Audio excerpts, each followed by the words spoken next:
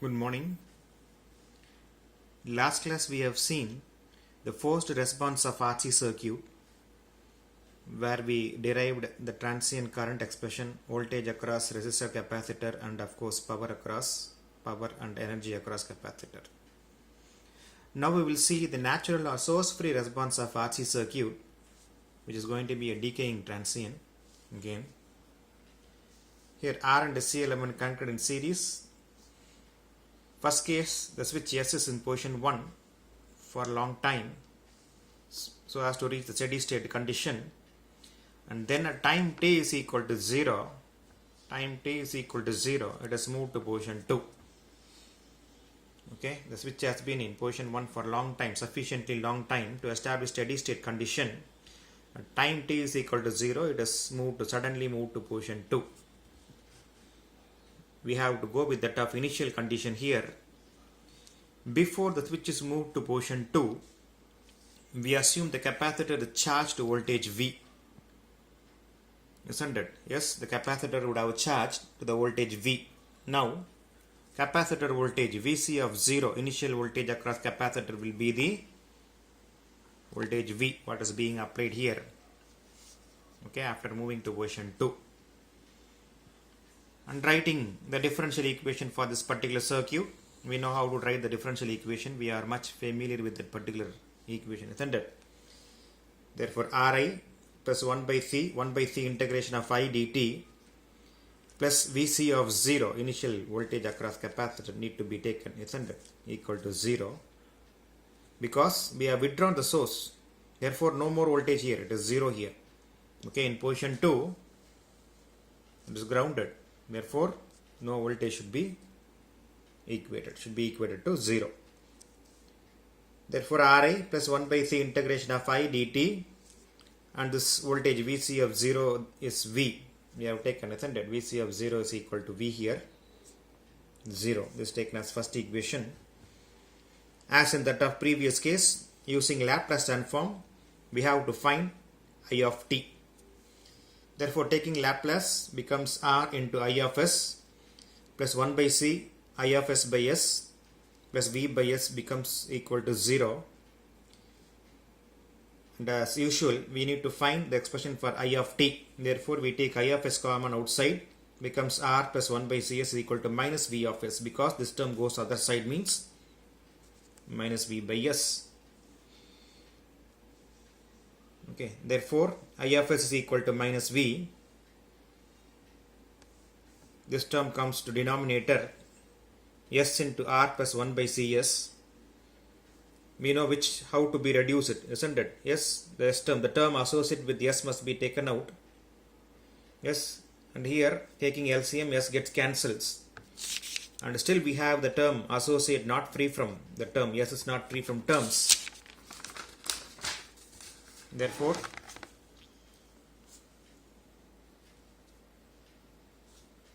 C goes to numerator. Associated term with that of S is RC. RC is taken out. C get cancelled.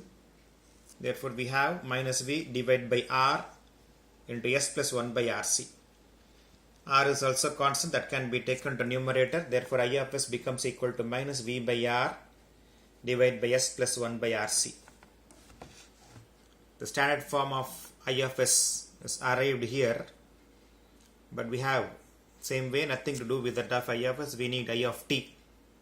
Therefore, going for inverse Laplace transform, we can find what is I of t.